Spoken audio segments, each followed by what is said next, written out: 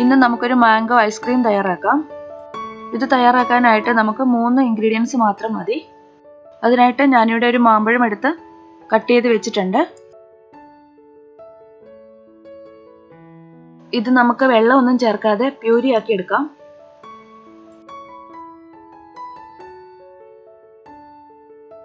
നമ്മൾ മാമ്പഴം പ്യൂരി ആക്കി എടുത്ത് വെച്ചിട്ടുണ്ട്.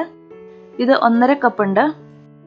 ഇനി ഇത് എങ്ങനെയാണ് തയ്യാറാക്കുന്നതെന്ന് നോക്കാം. അതിനായിട്ട് ഞാനിവിടെ ഒരു ബൗൾ എടുത്ത് വെച്ചിട്ടുണ്ട്. ഈ ബൗൾ ഞാൻ ഫ്രീസറിൽ വെച്ചൊന്ന് തണുപ്പിച്ചെടുത്തിരിക്കുന്നതാണ്.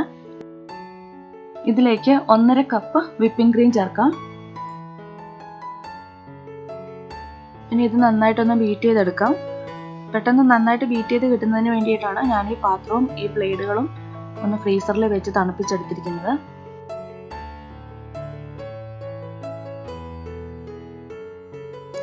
ഇതിപ്പോൾ കുറച്ചൊരു തിക്കായിട്ട് വന്നിട്ടുണ്ട്. ഇനി നമുക്ക് ഇതിലേക്ക് കണ്ടൻസ്ഡ് മിൽക്ക് ചേർക്കാം. ഞാൻ ഇതിലേക്ക് 1/2 കപ്പ് കണ്ടൻസ്ഡ് മിൽക്കാണ് ചേർക്കുന്നത്. നമ്മളത് ചേർക്കുമ്പോൾ മാമ്പഴത്തിൻ്റെ മധുരം എത്ര ഉണ്ടെന്ന് നോക്കിയിട്ട് വേണം ചേർക്കാനായിട്ട്. ഇനി നിങ്ങളുടെ കയ്യിൽ കണ്ടൻസ്ഡ് മിൽക്ക് ഇല്ലാന്നുണ്ടെങ്കിൽ, അല്ലെങ്കിൽ നിങ്ങൾക്ക് അതിൻ്റെ ടേസ്റ്റ് ഇഷ്ടമല്ല എന്നുണ്ടെങ്കിൽ നിങ്ങൾക്ക് പഞ്ചസാര പൊടിച്ചത് ചേർത്താൽ മതി. അത് നമ്മൾ വിപ്പിംഗ് ക്രീം ബീറ്റ് ചെയ്യാൻ എടുക്കുമ്പോൾ അതിൻ്റെ കൂടെ തന്നെ പഞ്ചസാര പൊടിച്ചതും കൂടെ ചേർത്ത് ഒരുമിച്ച് ബീറ്റ് ചെയ്തെടുത്താൽ മതി. ഈ കണ്ടൻസ്ഡ് മിൽക്ക് ഞാൻ വീട്ടിൽ തന്നെ തയ്യാറാക്കിയതാണ്. അതിൻ്റെ ലിങ്ക് ഞാൻ ഡിസ്ക്രിപ്ഷൻ ബോക്സിൽ കൊടുത്തേക്കാം. നിങ്ങൾക്ക് തയ്യാറാക്കണമെന്നുണ്ടെങ്കിൽ അത് നോക്കി നിങ്ങൾ കണ്ടൻസ്ഡ് മിൽക്ക് തയ്യാറാക്കിയാൽ മതി. ഇത് രണ്ടും കൂടി നന്നായിട്ടൊന്ന് മിക്സ് ചെയ്തെടുക്കാം. നിങ്ങളുടെ കയ്യിൽ മാംഗോ എസൻസ് ഉണ്ടെങ്കിൽ അതുകൂടി അല്പം ഇതിലേക്ക് ആഡ് ചെയ്യാം. ഇനി നമുക്കിതിലേക്ക് മാംഗോ പ്യൂരി ചേർക്കാം. നന്നായിട്ട് ഇതെല്ലാം കൂടെ ഒന്ന് മിക്സ് ചെയ്തെടുക്കാം.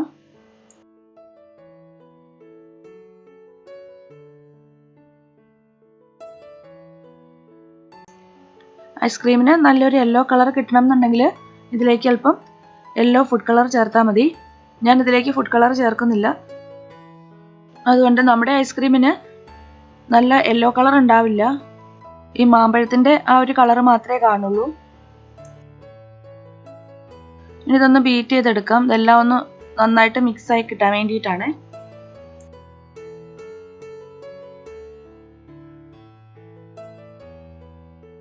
പിന്നെ ഞാൻ ഇതിലേക്ക് ചേർക്കാനായിട്ട് ഒരല്പം മാമ്പഴം ചെറിയതായിട്ട് ചോപ്പ് ചെയ്ത് വെച്ചിട്ടുണ്ട്.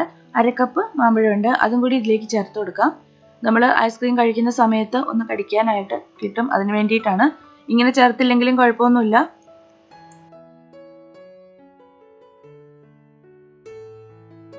നമ്മുടെ ഐസ്ക്രീമിനുള്ള മിക്സ് ഇപ്പോൾ റെഡി ആയിട്ടുണ്ട്. ഇനി ഇത് നമുക്ക് ഒരു എയർ ടൈറ്റ് കണ്ടെയ്നറിൽ ഒഴിച്ച് ഫ്രീസറിലേക്ക് വെക്കാം. ഈ പാത്രത്തിലേക്കാണ് ഞാനിത് ഒഴിച്ച് വയ്ക്കുന്നത്. നമ്മളിതിലേക്ക് ഫുഡ് കളർ ഒന്നും ചേർക്കാത്തതുകൊണ്ടാണ് ഇതിന് ഒട്ടും കളറില്ലാത്തത്. ഇത് ഒഴിച്ച് വെച്ചിട്ട് ഇതിൻ്റെ മുകൾ ഭാഗം നമുക്ക് നന്നായിട്ടൊന്ന് ലെവൽ ചെയ്ത് വെക്കാം.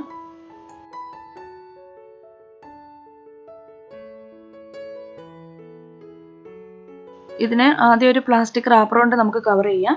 അതിനുശേഷം ഇതിൻ്റെ അടപ്പ് വെച്ചിട്ട് അടയ്ക്കാം. നമ്മൾ ഫ്രീസറിൽ അടച്ചു വെക്കുമ്പം ആ പാത്രത്തിൻ്റെ അടപ്പിലേക്ക് പറ്റുന്ന വെള്ളം ഐസ്ക്രീമിലേക്ക് വീഴാതിരിക്കാൻ വേണ്ടിയിട്ടാണ് ആദ്യമേ ഈ പ്ലാസ്റ്റിക് റാപ്പർ കൊണ്ടൊന്ന് കവർ ചെയ്യുന്നത്. നമുക്കിത് 8 മണിക്കൂർ ഫ്രീസറിൽ വെക്കാം, അല്ലെങ്കിൽ ഓവർനൈറ്റ് വെച്ചാലും മതി.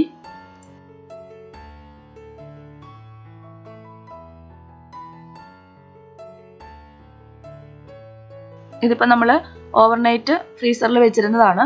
ഇനി നമുക്ക് തുറന്നു നോക്കാം.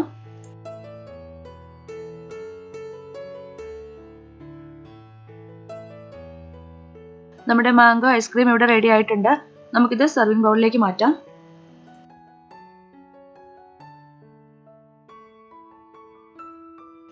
ഇതിൻ്റെ മുകളിലേക്ക് വേണമെങ്കിൽ അല്പം ആൽമണ്ടോ പിസ്തയോ എന്തെങ്കിലും കട്ട് ചെയ്ത് ഒന്ന് ഡെക്കറേഷന് വേണ്ടിയിട്ട് ഇട്ട് കൊടുക്കാം. നിങ്ങൾക്ക് എല്ലാവർക്കും ഇന്നത്തെ വീഡിയോ ഇഷ്ടമായി എന്ന് വിചാരിക്കുന്നു. ഇനി ഐസ്ക്രീം വാങ്ങാൻ കടയിലേക്ക് പോകാതെ വളരെ എളുപ്പത്തിൽ നമുക്ക് വീട്ടിൽ തന്നെ തയ്യാറാക്കാൻ പറ്റുന്നതാണ്. അപ്പോൾ നിങ്ങളെല്ലാവരും ഒന്ന് തയ്യാറാക്കി നോക്കുക. നിങ്ങളുടെ കമൻസ് ഒക്കെ ഒന്ന് അറിയിക്കുക. പുതിയൊരു റെസിപ്പിയുമായിട്ട് നമുക്ക് വീണ്ടും കാണാം.